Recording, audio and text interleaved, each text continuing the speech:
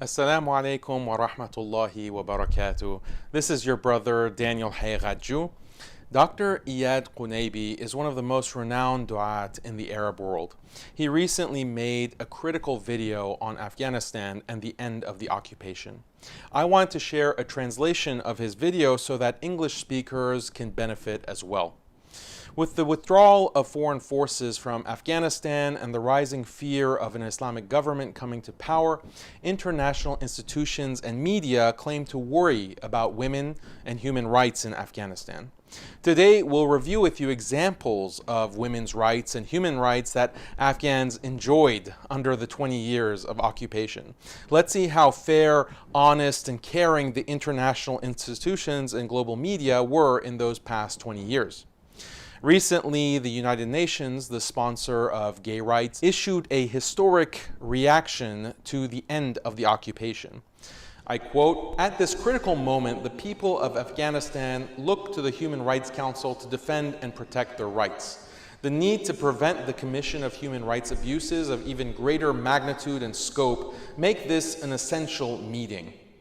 The article published by the United Nations states, Afghanistan faces a cultural disaster following the fall of Kabul to Taliban forces. A UN official also urged countries to provide immediate assistance to human rights defenders, including those working on women's and cultural rights, as well as artists trying to flee the country. The American newspaper Time titled an article, "What Afghanistan's Women Stand to Lose." The French newspaper France 24 inquires about the fate of women after the return of Taliban to power. DW writes, "The Taliban have vowed to take a more moderate stance that women's rights will be honored, but both the UN and Germany have expressed skepticism." Al Arabiya titled an article, "Women's Fears from the Taliban Rule." Similarly, in Muslim countries, we have those who are seemingly concerned with women and human rights. For example, there is the film producer of the documentary In 7 Years, Mohammed Aql, who is supposedly so understanding of the apostasy of Muslim youth. This man expressed his deep aversion to the Taliban statement that they would allow women to go to school and work as long as they abide by the hijab. He considers this policy to be despotic, oppressive, and authoritarian. The situation, my brothers, is dangerous, and the world is afraid for the rights of women and human beings in Afghanistan. But I bring you good news today. There is a glimmer of hope, as the US President Joe Biden said in his speech, "We'll continue to speak out for the basic rights of the Afghan people, of women and girls, just as we speak out all over the world." So cheer up, everyone. America will not abandon you, Afghanistan. Neither will the United Nations, who stated that Afghan women's rights are a red line.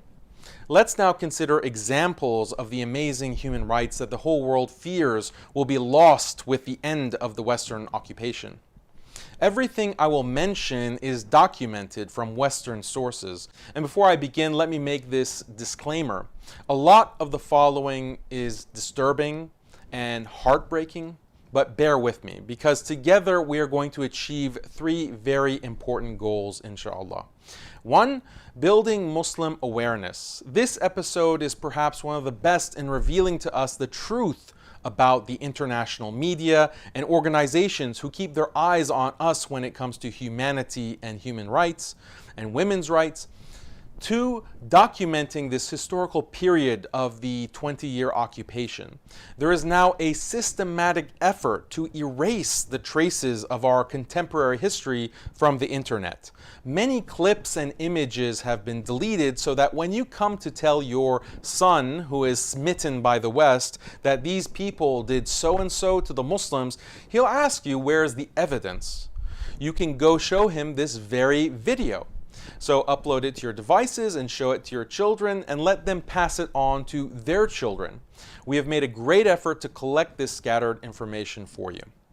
Three, taking the opportunity to invite the world to Islam. The Wall Street Journal published an article a few days ago in the wake of the end of the occupation titled "The Unconquerable Islamic World." Everyone on earth is now looking at how the great world powers were defeated at the hands of this simple Muslim country.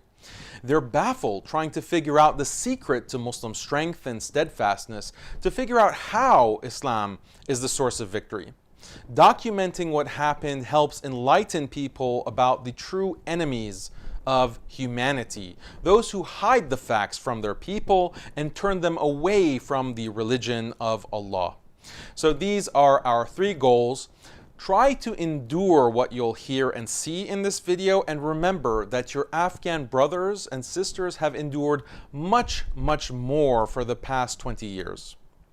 Also, before we start, I'll use the word occupation to indicate the countries that occupied Afghanistan for 20 years.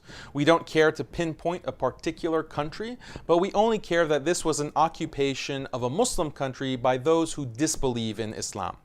As we know from the Quran, when Allah says, "We have not sent you, O Muhammad, except as a mercy to the worlds."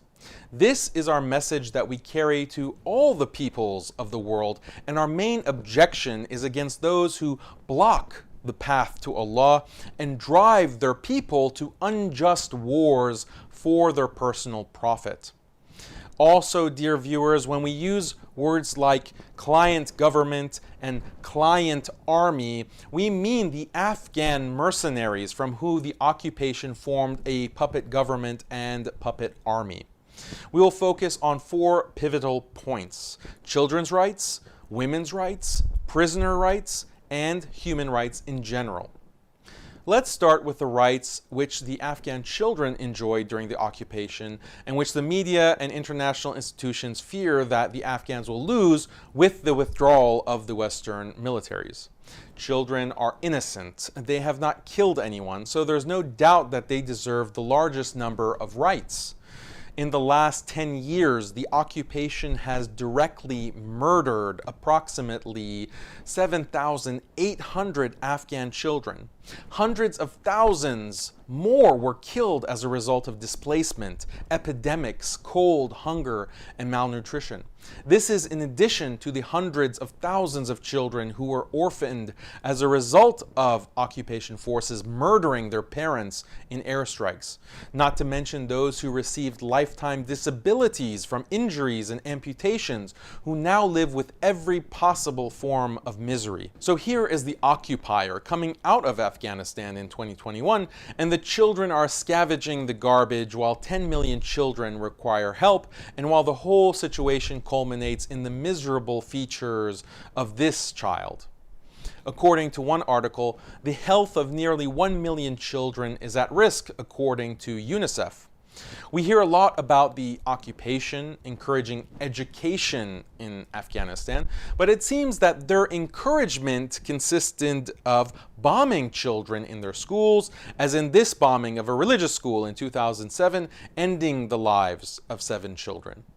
Then in October 2020, the bombing of a religious school in the province of Takhar, killing 11 children with their teacher. When a group of children completed memorizing the Quran and a ceremony was held for them and their families, the occupation planes did not forget to send them a special graduation present. They dropped a bomb on them as they celebrated in their school on the day of the ceremony, April 2nd, 2018. The occupation-backed aircraft bombed a Quran memorization school in Kunduz, Afghanistan, during the graduation ceremony of the memorizers and students. The bombing killed and wounded about 200 graduates, their parents, and other attendees. These 2 boys in the picture are brothers whose mother was awaiting for them to celebrate together after the graduation ceremony, but they returned to her as corpses. Almost a month before that, the Air Forces bombed another party in which a number of memorizers were killed, including this boy. And he got the highest honors in memorizing the Quran in Afghanistan. Ceremonies turned into funerals, and the faces of the children were literally torn apart after the joy of graduation. Joy turned into horror, and laughter turned into screaming. The pages of the Quran strewn all over, stained with the blood of innocents. Bombing religious schools and graduation ceremonies. Wasn't this occupation all about education for children? Well, actually, it was all about education, especially so-called sex education. Yes, sex education can refer to boys and girls learning about maturity and protecting themselves from harassment. You might have thought sex education for Afghanistan meant that, but if you want to know what they really mean by sex education, watch this documentary titled War on Children. Its producers are not Muslims, but you can watch the horrifying details and associations meant to teach children obscenities and to groom them under the banner of so-called sex education. And all of this happened with the full support of the United Nations. In Afghanistan, there was a UN organization called the United Nations Population Fund. Visit their website to read their goals, which include teaching life skills in developing better relationships with romantic and sexual partners. They promote gays, lesbians, transgender men and women. They promote abortion. The United Nations Fund has worked to inject its ideas for generations into primary and secondary school education in Afghanistan.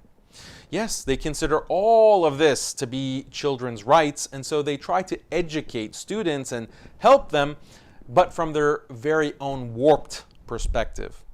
What is noteworthy is how this UN fund was complicit in assisting some governments to induce sterilization and abortion in women. They were even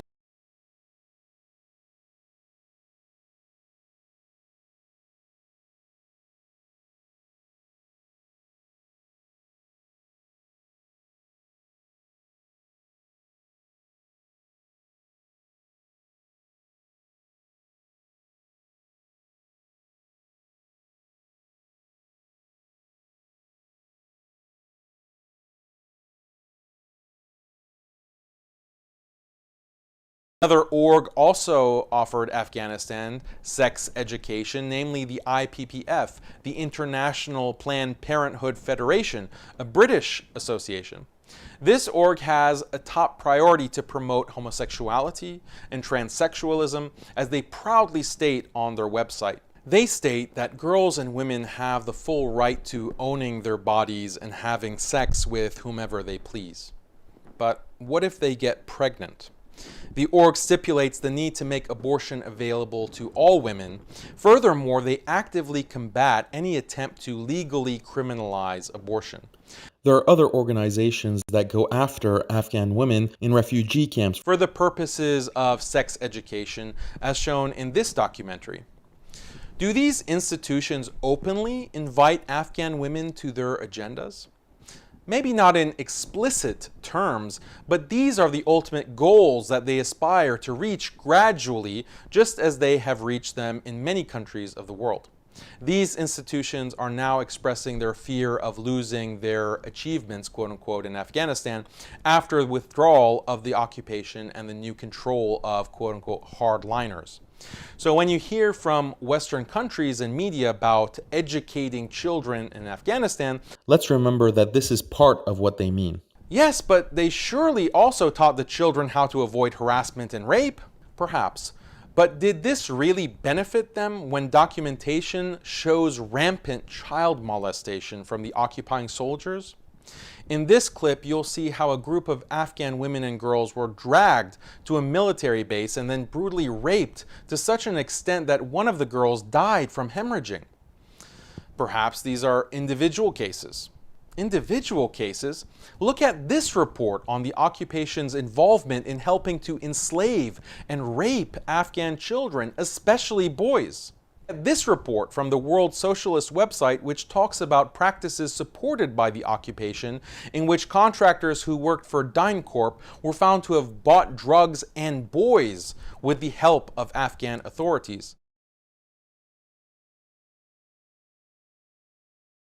They then held these boys hostage, forcing them to dress up and dance before sexually assaulting them for extended periods of time. Once these boys escape their enslavement, they are left with deep psychological, emotional, and social trauma. This phenomenon is known as boy play, and there are painful details that I could never bring myself to mention. There are detailed documentaries on the issue of child trafficking and prostitution and how Afghan children were kidnapped for this purpose. It was documented that between the years 2010 and 2016, about 6,000 cases of sexual abuse of children were recorded, without any consequence for the rapists, and this was only during 6 of the 20 years of occupation. The British newspaper The Independent stated that the occupation soldiers admitted that they had been instructed to keep quiet about the Afghan soldiers who sexually abused boys. Sometimes the occupation soldiers used to have fun and laugh as they bombed villages and killed children, like in this video. Il y a plus de villages. Mais on tout le monde à reloger là. Ça fait plaisir. Non, il va falloir que tu laisses ta tente, il y a du monde à reloger. C'est clair. Eh, il va y avoir de la viande ce soir. On est vraiment des bâtards. S'il faut, il y a des gamins dedans. Ils s'en foutent à peu près à côté. Ah non, non, mais il n'y en a plus là, des gamins. Là, il n'y a plus rien. Ils sont en dehors là. This was part of the so-called rights of children that they enjoyed during the occupation.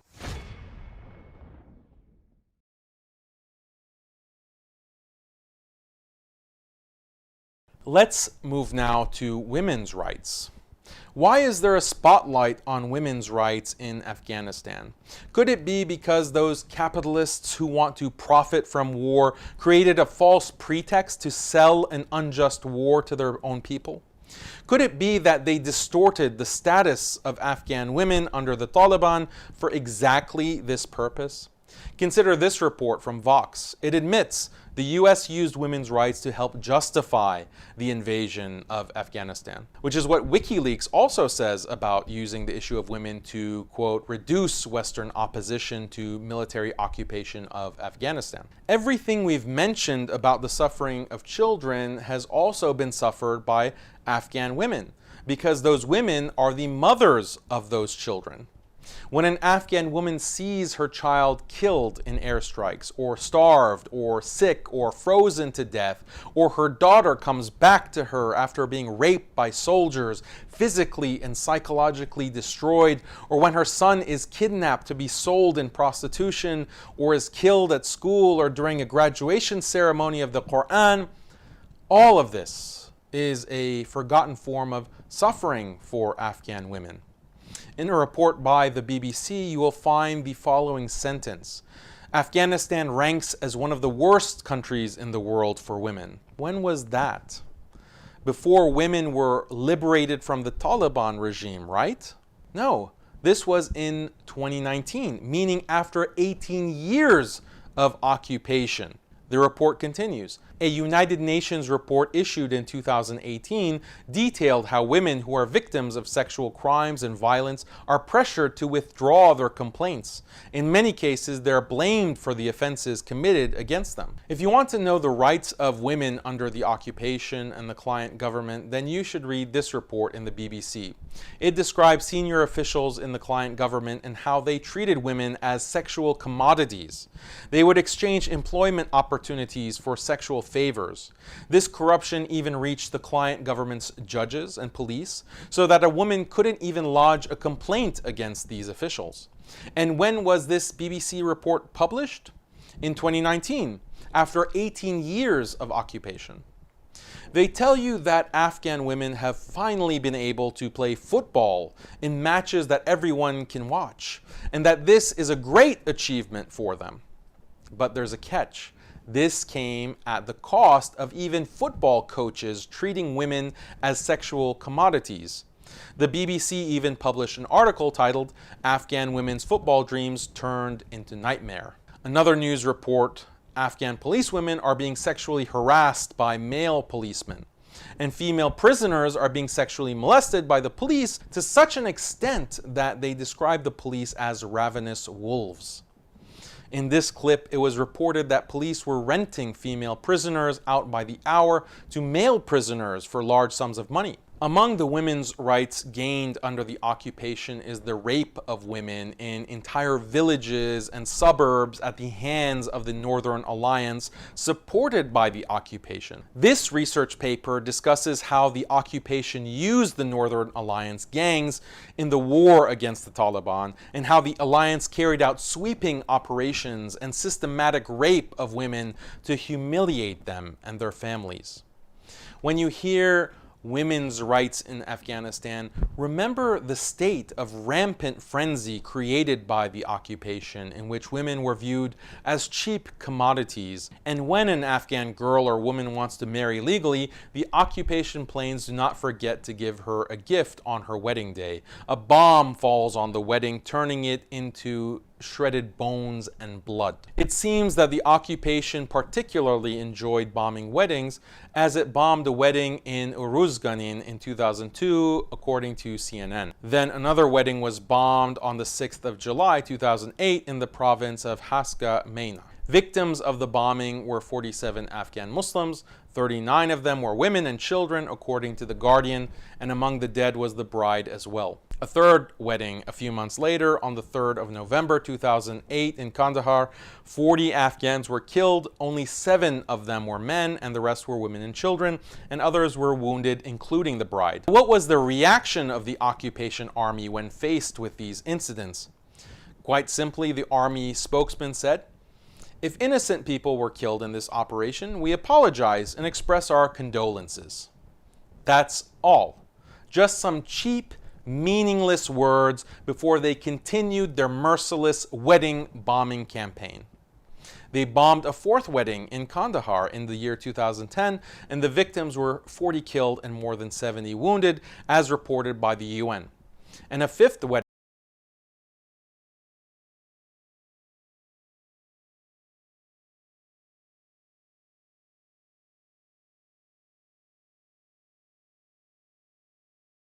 and Allah knows best about how many others. How many women suffered after their homes were bombed and their children were killed? This is a picture I saved from the newspapers showing the suffering of women who were displaced into refugee camps by the airstrikes of the international coalition. I'll also never forget a report by Al Jazeera in 2001 showing a video of an Afghan woman in a refugee camp who kept the remains of her husband who died in the bombing in a bundle. And every time she opened this bundle and looked into it, she would fall into an epileptic seizure, and people would hold her still in place so she wouldn't harm herself while seizing. During the rule of the Taliban, scholars made fatwas against opium production, resulting in the elimination of the industry. But then the industry resurfaced and flourished under the occupation.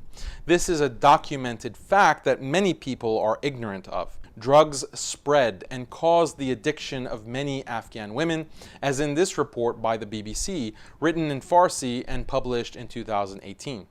This report tells us how 1/3 of the inmates who were imprisoned for security issues or so-called terrorism, including women and children, were subjected to torture or ill treatment in the prisons of Afghanistan. Compare all this to what happened with the British journalist Von Ridley, correspondent of the Sunday Times, who sported an Afghani cloak and toured Afghanistan before the start of the war on the Taliban while she was filming with her camera. The Taliban eventually arrested her under the suspicion of being a spy. Then she told us her story. According to her, Muslims treated her well and told her about Islam. Her boss in the Sunday Times offered the Taliban money in exchange for her release, but the Taliban refused and released her for free, asking her only to learn about Islam. She actually read, learned, and then converted to Islam 2 years after her release. Check out Dr. Iyad's episode, Liberation of Western Women, the full story, to know more about those who advocate for the liberation of women. Among them are those who humiliated women in their countries and turned them into commodities, insulting their dignity and then claiming to care about the rights of Afghan women. Now let us look at the rights of the prisoners of war among those who claim to be worried about human rights in Afghanistan. Let's see how they really conform with the Geneva Conventions on the rights of prisoners. Brutal arrests, dragging prisoners in degradation, no consideration for the elderly. In several incidents, prisoners were placed in shipping containers without food, drink, or a breathing space until they all died of suffocation. The Northern Alliance forces supported by the occupier used to kill their prisoners in horrific ways, as in these pictures that were reported by the American newspapers at the time. for a wounded Taliban soldier who was mercilessly dragged by the Northern Alliance soldiers, and then they killed him. And whoever lived long enough to be put in prison was tortured in a variety of ways. Amnesty International released a report titled Afghanistan, NATO Countries at Risk of Complicity in Torture, and many other reports about the inhumane treatment of prisoners. A human right is to kill prisoners and bury them in mass graves. Compare all this with what the Muslims used to do with their captives when they heard the words of their Lord Almighty and Sublime, and they give food to the poor, the orphan, and the captive, though they love it for themselves. After we saw the rights of children, women, and prisoners, let us now look at other examples of general human rights as achieved by the occupation of Afghanistan across the 20 years. Killing for amusement and competition. This was practiced by male and female soldiers of different Western nationalities. They competed together about who kills more defenseless and unarmed Afghans. One headline reads, Australian SAS killed for sport in Afghanistan. Soldiers let their dog loose on an Afghan farmer who was working for his livelihood. The dog tears his flesh, and then a soldier approaches the terrified Afghan, not to save him from the dog, but to shoot him 3 times, point blank, killing him instantly. Here we see occupying soldiers having fun by cutting off the fingers of their dead Afghan civilians and keeping them for trophies. Others enjoy taking pictures next to their victims, like this defenseless Afghan boy, Mudin, only 15 years old, taking turns next to him, then cutting off his fingers to keep it as a trophy. Is it human rights when the occupation soldiers enjoy urinating on the dead bodies of Afghan Muslims? And they cremate their bodies. They even broadcast scenes of burning Afghans for fun, as reported by The Guardian. They used to bomb weddings, as we mentioned, not only weddings, but funerals as well. In 2007, in the province of Kunar, 9 died in an airstrike by the occupation. Then a group of Muslims went out to bury them, but the occupation bombed the funeral and killed another 27 people. In the same year, in another village, also in Kunar, the airstrike destroyed 5 houses, killing 27 Muslims and wounding others. The neighbors came to unearth the dead bodies, but the occupation planes bombed them as well, killing an unknown number of them, as in this report by the UN. In 2015, some Muslims went out for a funeral and a plane bombed them, killing 34 people. These dead were fathers, their wives were widowed, their sons and daughters were orphaned, and their mothers lost them. Are you now understanding the meaning of women's rights? Across the 20-year war, the United States alone dropped 58,602 bombs on Afghanistan. Hospitals took their fair share of these bombings in many so-called accidents, such as the bombing of Kunduz Hospital, which claimed the lives of 42 patients and staff. They extracted patients whose bodies were completely charred. Even innocent farmers had their fair share of the bombs, as in this news by Reuters about the bombing that killed 30 farmers who were only taking a break from the fields. There's anger and confusion on this pine nut farm. The drone strike came when workers were resting after a day's work. Don't the Americans see that they were just working and gathering pine nuts? Why do they attack ordinary workers? And since the occupation, it's been open season on Afghanistan. Since Afghan blood was deemed cheap, anyone was welcome to come spill it. Thus, you see a country lecturing Muslims about women's rights and human rights while hosting a number of quote-unquote human rights organizations. Yet when they want to market their warplane technology, they think, well, why not try out our bombs on Afghans? Why waste it on empty land in the desert? This brilliant marketing strategy was suggested in 2008. Thanks to the occupation, poverty in Afghanistan has risen to 72% in 2020, and of course, countless women are suffering from that. Thanks to the occupation, Afghanistan has become the second highest country in the world in terms of number of displaced people, second only to Syria. 2.7 million Afghans have been displaced to other countries, and another 4 million have been rendered homeless and internally displaced inside Afghanistan. About 250,000 dead, more than 70,000 of them were defenseless civilians, and twice as many were killed because of starvation and epidemics. Remember, however, the statement of the Ministry of Defense of the occupying country at the beginning of the war in 2001. And to drive home the point, this is not an attack against Afghanistan or its people. Today's strikes ended with an airdrop of food, 35,000 packets, to starving Afghan refugees. Western media was circulating pictures like this, with an American soldier laying a quilt over a detainee during a mission in southeastern Afghanistan. They're insulting the intelligence of their own people with such images, with such propaganda. Imagine that after 15 years of these atrocities, the International Criminal Court issued a report about evidence that U.S. forces committed war crimes in Afghanistan. And you see this piece of news after 18 years of these practices, saying that the UK government and military are accused of war crimes cover-up. Yet, what was the fate of these accusations? Quite simply, the envoy of the United States of America replied, "We never targeted innocents." Just like that, case closed, no harm done. The real question is, how dare the International Criminal Court question America? So the New York Times published an article last year titled, "U.S. to Penalize War Crimes Investigators Looking into American Troops." Here's an excerpt. The Trump administration warned on Thursday, accusing a Hague-based court of corruption and maintaining that the United States can prosecute its own military and intelligence personnel. The sanctions come more than 2 years after the International Criminal Court announced an inquiry into allegations of crimes against humanity, including torture and rape, by U.S. forces in Afghanistan. This was published in the BBC. The U.S. even threatened that Americans can be sanctioned if they materially support the ICC. Now just imagine for a second, what if show trials are actually held just to save face and throw some low-level perpetrators under the bus to give the appearance of accountability? No problem. Some kind-hearted American official like Donald Trump will come to issue a general pardon for them. As DW News reported, that Trump pardons 2 U.S. Army officers accused of war crimes in Iraq and Afghanistan. Do you now see how beautiful human rights are in this world we're living in? Do you see the essence of international law?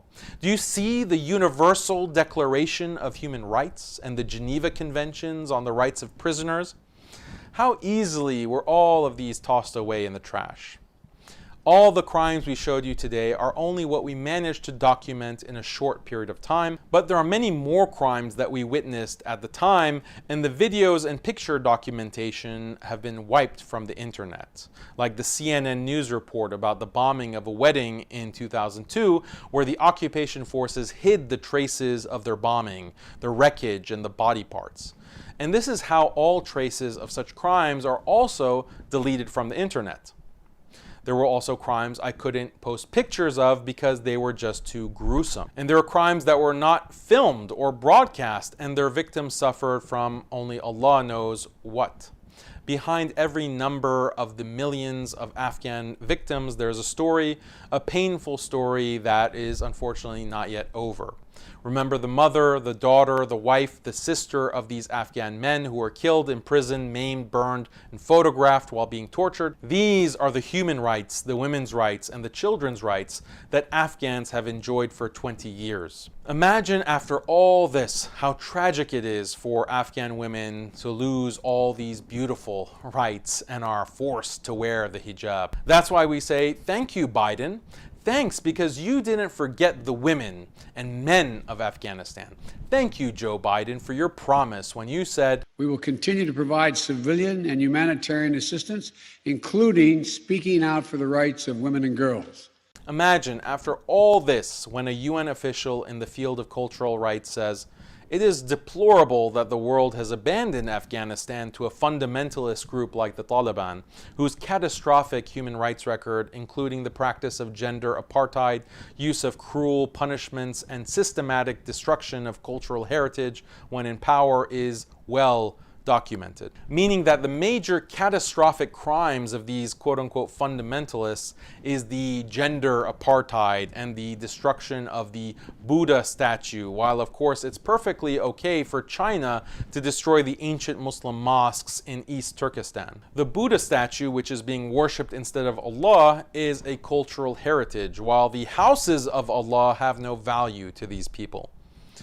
The UN official adds, all governments and the international community must act with urgency today to prevent a massive human rights and cultural disaster in Afghanistan. These were the words of a UN official. It's not surprising if you know that the UN forces themselves are involved in rape and murder, and that more than 100 UN peacekeepers in Haiti were part of a child sex ring, and none of them were ever jailed for that. There were also other incidents for peacekeepers raping children in Central Africa.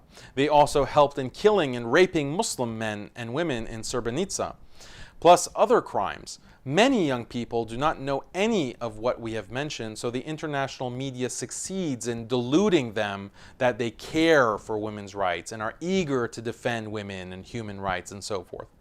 Imagine when the media neglects all this and preoccupies the world with the question, will the Taliban fulfill its vows regarding the treatment of women? Their vows? Are you serious? Their vows to whom?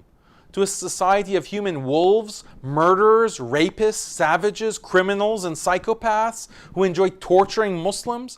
Vows in front of whom? In front of those who keep repeating in every forum that their cause is to encourage women to take off their clothes, to change their gender, to fornicate, and to become lesbians? Among the early prophetic teachings that have reached people is this: if you have no sense of shame, then you can do whatever you wish. Imagine when the Western media, the media of the countries that committed all these crimes, all publish a cartoon like this one, claiming that the occupation forces have brought hope, education, and prosperity to Afghan women, while those who raise the slogan of Sharia will bring them misery and fear. And they publish an article titled, "Taliban Terror Begins with Kill Lists Drawn Up as Women Face Torture and Death." As if these Taliban were extraterrestrial beings born on Mars from women with green skin, and they came to Earth to hunt every human woman to torture and kill her. My aim here is not to defend everything the Taliban has done, and I can't guarantee what they might do in the coming months. And this is not an endorsement of everything they have ever done in the past. But condemning the occupation is a completely separate matter from endorsing everything that is attributed to the Taliban, whether rightly or wrongly. What concerns me is to highlight this ignorance and psychological defeat that makes some Muslims listen to those who disbelieve in Allah as they lecture us about women's rights and human rights, while they are the mortal enemies of these rights. How can you believe those who accuse Muslims of having, quote, a hard-line understanding of Islam? Even if your Muslim brother is mistaken in understanding some of the rulings of Islam, who has the right to criticize him? Those who are hostile to Muslims and are professionals in humiliating them and killing them just for being Muslims? How do you allow these people to toy with your mind, to fool you and shape your priorities? Regardless of any group, remember that the one who imposed the hijab on women is the creator of women, glory be to him, and that those who object to that, their problem is not with a specific group, but rather they object to Allah himself. So they're the last ones who have the right to lecture us about women. Two important points must be established now. First, what we have mentioned does not give justification to anyone, neither the Taliban nor anyone else, to oppress Afghan Muslims. No one has the right to say, no matter how much I wrong the Afghans, I'll never wrong them more than the occupation. Rather, the emerging leaders are required to have mercy with these people because they've endured the same calamities that they themselves have endured. Second, we must never be dragged by the media into trying to limit the definition of Sharia to just the dress, the hijab, and the prescribed punishments or the hudud. The one who takes charge of the affairs of Muslims has to take care of people's affairs, establish truth and justice, distribute wealth, fight poverty, fear Allah in foreign relations, populate the land, and teach people the rulings of Islam and what is necessary for the righteousness of their religion and their lives. You can find out more about this topic on Dr. Iyad's channel. Someone might say, but you only mentioned the dark side of the occupation. Why not talk about the positive side? Talk about the reconstruction, the electricity, and the internet, establishing schools and universities. Look, dear viewers, a cheap person finds the blood of the Muslims to be cheap too. If just one of the incidents we mentioned happened to Westerners, they would have gone mad and turned the earth upside down in vengeance. Then you'll find our positive side friends silent and feeling that these Westerners have every right because they have been attacked. As for the Muslims, however, internet service and electricity is enough to make up for countless lives lost. Pharaoh's policy was mentioned by Allah Indeed, Pharaoh arrogantly elevated himself in the land and divided its people into sects, deeming a faction of them weak and oppressed, slaughtering their sons while keeping their women alive. Deeming a faction of them weak. Likewise, the occupation tortures, kills, and rapes a group, while bringing another group closer to earn their loyalty and then throws them away when they're no longer needed. The true believer says what Moses ﷺ said to Pharaoh when he reminded him of his so-called favors. And is that a favor you remind me of, that you have enslaved the children of Israel? Meaning, what else brought me to your palace except that you committed a crime against my people, so much so that my mother had to throw me into the sea? Does your kindness to me erase all your crimes against the children of Israel? The American president himself said in his speech that America went to Afghanistan to eliminate what he calls terrorism and that they did not go to, quote-unquote, nation build. We did not go to Afghanistan to nation build. So don't be kinglier than the king and claim that they did favors for the sake of the Afghans. Someone might say, okay, if the West did what it did in Afghanistan, then why were there Afghans fleeing and jumping on their planes despite the general amnesty that was issued to all who committed offenses? I'll tell you why. These planes came and destroyed their country, and the people cling to them to escape the pain, the wounds, and the destruction, as in this video in which those gathered in the airport were interviewed. In conclusion, this is a historic opportunity to call the Ummah to the religion of Allah Almighty and to remember that some of the occupation soldiers themselves converted to Islam when the facts were revealed to them and when they saw the patience, the steadfastness, and the dignity of Muslims in the face of the oppression and deception of the occupation, as in this report by Reuters, which talks about the conversion of 2 American soldiers in Afghanistan in 2007. We ask Allah to grant Muslims relief soon, so that they may once again assume the position which is befitting to them. You have been the best community that was ever brought forth for mankind. Humanity is in need of Islam and Muslims. Wa assalamu alaikum wa rahmatullahi wa barakatuh.